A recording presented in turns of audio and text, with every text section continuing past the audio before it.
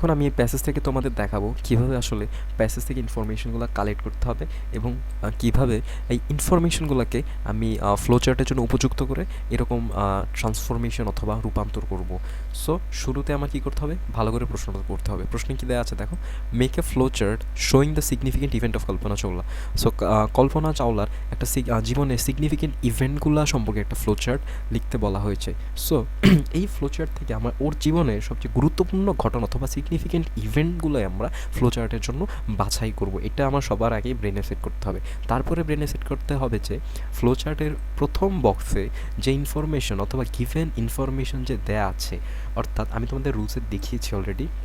দেখো rule number 1-এ কী লেখা আছে, গিভেন ইনফরমেশনের পর থেকে প্যাসেজ হতে সিরিয়াল অনুযায়ী তথ্য বাছাই করে ফ্লো করাতে হবে। দ্যাট মিনস আমার এই যে গিভেন ইনফরমেশন একটা দেয়া আছে, সো এই গিভেন ইনফরমেশন সাপেক্ষে এই গিভেন ইনফরমেশনের পর থেকে প্যাসেজ থেকে আমাদের তথ্যগুলো বাছাই করতে হবে। অর্থাৎ আমরা প্যাসেজ আগে ফাইন্ড আউট করবো যে কোন লাইনে গিভেন ইনফরমেশনটা দেয়া আছে, তারপরে ওই লাইনের পরবর্তী থেকে প্যাসেজ আমরা পরবর্তী থেকে তথ্যগুলো বাছাই করে ফ্লো চার্টে বসাবো।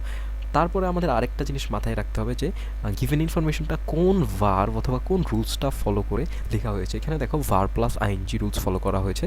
So this is the most important rules of the flowchart. সো আমরা বাকি সবগুলা বক্সে সেম রুলসটা আমরা ফলো করব।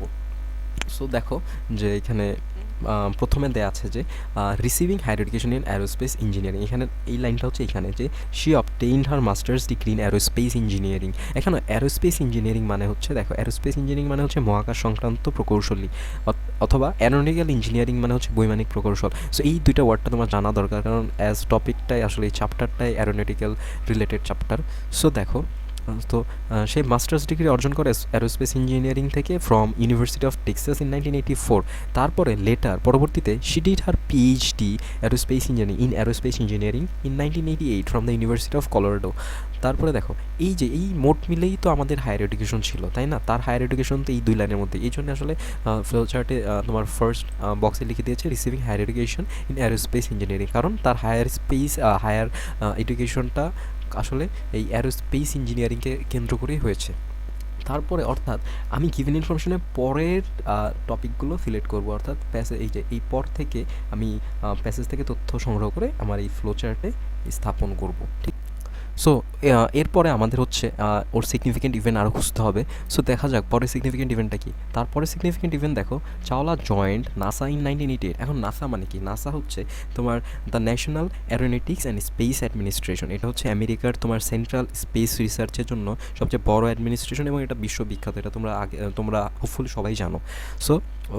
সো নাসাতে জয়েন করা কিন্তু সবার জীবনের একটা স্বপ্ন থাকে এবং এটা চাওলার জীবনের one of the greatest event ছিল।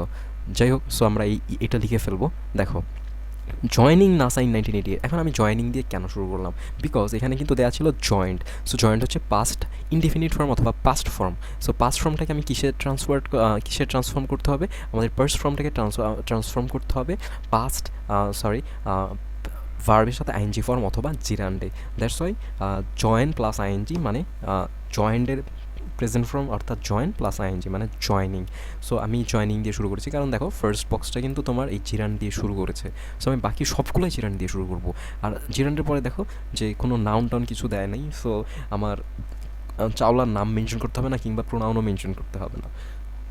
তারপরে দেখো এটার পরে একটা সিগনিফিকেন্ট ইভেন্ট আর কোনটা হইতে পারে, look at this. In 1991 she got US citizenship. So US citizenship পাওয়া কিন্তু একটা বিশাল ব্যাপার। সো যেহেতু ইউএস সিটিজেনশিপ পেয়েছে, এটাও ওর জীবনে একটা সিগনিফিকেন্ট ইভেন্ট। সো আমরা এটা লিখতে পারি যে গট ইউএস সিটিজেনশিপ, বাট আমি কিন্তু গট লিখতে পারবো না। সো গটটাকে আমার চেঞ্জ করে লিখতে হবে getting, because verb plus I N G. So ভার্বের মূল রূপ প্লাস আইএনজি মানে জিরান। আমি জিরান আকারে লিখবো আর স্টার্টিং করবো এই ভার্বটা দিয়ে, শুরুটা সাপেক্ষে। সো দেখো এই যে প্রথম বক্সটা যেভাবে শুরু করেছি, বাকি তিনটাও কিন্তু সেমভাবে আমরা শুরু করলাম। So getting US citizenship. So short form এতটুকু লিখলেই হবে, পুরো বাক্য আমাদের লিখতে হবে না। তারপরে দেখো 4 নম্বর বক্সে আসলে কি লেখা যায় যে started her career as a NASA astronaut in 1995। So সে কিন্তু একটা নাসাতে আগে রিসার্চার হিসাবে ঢুকেছিল, এখন হচ্ছে নাসাতে তার পার্মানেন্ট জব হয়ে যায়। সো এটাও একটা ওর লাইফের সিগনিফিকেন্ট ইভেন্ট। সো আমরা এটা লিখতে পারি যে started her career as a NASA astronaut, but আমি কিন্তু স্টার্টেড লিখতে পারবো না, কি লিখতে হবে? স্টার্টটাকে ট্রান্সফরমেশন করতে হবে, ট্রান্সফরমেশন করে স্টার্টিং বানাইতে হবে, অ্যান্ড দ্যাটস ইট। তাহলে ট্রান্সফরমেশনটা করে যা আছে তা হুবহু লিখে দিলেই হয়ে যাবে স্টার্টিং। এখন দেখো আমি কি হার লিখতে পারবো? না, আমি এখানে হার লিখতে পারবো না। কেন হার লিখতে পারবো না বলো তো? কারণ আমার শুরুতে কিন্তু কোনো এই জায়গায় কিন্তু কোনো ছিল না, প্রোনাউন বা নাউন ছিল না। দ্যাটস ওয়াই আমি এর পরবর্তীতে যেগুলাই করব সে কোথাও আমি কোনো প্রোনাউন দিব না। সো এখানে যেহেতু হার আছে এক জায়গায়, সো আমি এই হারটাকে এখানে হারটাকে বাদ দিয়ে এই ফ্লোচার্টের এই বক্সটা বানাবো। ওকে, সো আমি হারটাকে স্কিপ করলে হয় starting career as a NASA astronaut in 1995। এই তো শেষ। তারপরে দেখো যে ফিফথ বক্সের মধ্যে আসলে কি লেখা যায়। ফিফথ বক্সে হচ্ছে দেখো সে হচ্ছে এই যে হার first space mission begin on 19 November. তার মানে জীবনে সে প্রথম যে স্পেস মিশন করেছে সেটা অবশ্যই তার জীবনে একটা সিগনিফিকেন্ট ইভেন্ট, রাইট? সো এটা আমি ফার্স্ট বক্সে লিখবো, বাট এটাকে আমি এই লাইনটা থেকে ভার্বটা সিলেক্ট করে আমি ভার্বটাকে শুরুতে লিখবো। এখন ভার্বটা কি এখানে হইতে পারে? এখানে যেহেতু ফার্স্ট মিশনটাকে সে শুরু করেছে, এটা আমি লিখতেই পারি সে ভার্ব হিসেবে। আমি একটা ভার্ব যেহেতু এখানে নাই, সো আমি একটা মনে মনে বানিয়ে আনতে পারি মেকিং। ঠিক আছে, যেমন মেকিং জার্নি। সো স্পেস মিশনটাও তো একটা জার্নির মতো, এই জন্যে আমরা মেক নিয়ে আসছি, মেকের ING from making. So making first space travel, এখানে সরি এখানে আমি সাম লিখে ফেলেছি, এখানে হবে হচ্ছে space. So making first space travel in 1997।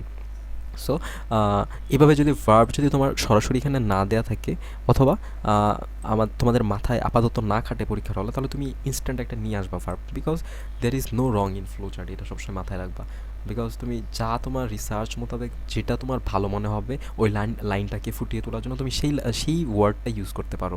কারণ এখানে কোনো রুলস নাই যে আমার হুবহু বই যে লাইনটা দেওয়া আছে ওই লাইনটা আমার লিখতে হবে, কিংবা আমি টিচাররা যে লাইনগুলো বলেছে ফ্লো চার্টের জন্য লিখবো ওই লাইনটাই লিখতে হবে না। এখানে দেখো সিগনিফিকেন্ট ইভেন্ট কিন্তু অনেকগুলো আছে, বাট আমি বাছাই করছি মাত্র 6টা। ঠিক আছে, এই 6টাই যে তোমারও হুবহু লিখতে হবে এমন তো কোনো কথা না। তোমার জন্য তোমার পক্ষ থেকে 6টা সিগনিফিকেন্ট লাইন অন্যটাও হতে পারে, ডাজেন্ট ম্যাটার। সো আসো আমরা লাস্ট লাইনে চলে যাই। সো লাস্টে আরেকটা সিগনিফিকেন্ট ইভেন্ট হচ্ছে দেখো, she was responsible for ডিপ্লয়িং the Spartan satellite which was হাওয়ার ম্যাল ফাংশনাইট। সো দেখো সে কিন্তু স্পার্টান স্যাটেলাইট ডিপ্লয় অর্থাৎ স্থাপন করেছিল স্পেসের মধ্যে। সো এইটাও একটা ওয়ান অফ দ্য অ্যাচিভমেন্ট বলা যায়। সো আমি এটা লিখতে পারি যে ডিপ্লয়িং স্পার্টান, এখানে ভার্ব কি ডিপ্লয়িং। আর ডিপ্লয়িং কিন্তু দেখো তোমার ফর্মই আছে অলরেডি, আইএনজি ফর্মই দেওয়া আছে। সো এটা আর চেঞ্জ করার দরকার নাই, শুরুতে আমি ভার্বটা নিয়ে আসবো। সো এই দেখো শুরুতে নিয়ে আসছে ডিপ্লয়িং। আর যেহেতু এখানে প্রোনাউন নাউন লিখবো না, এই জন্য সরাসরি এই জিনিসটা লিখে দিব, দ্য স্পার্টান স্যাটেলাইট। তাহলে স্পার্টান স্যাটেলাইটকে ডিপ্লয় করেছে, দ্যাটস ইট। এই ছিল আমাদের ফ্লো চার্ট প্র্যাকটিস।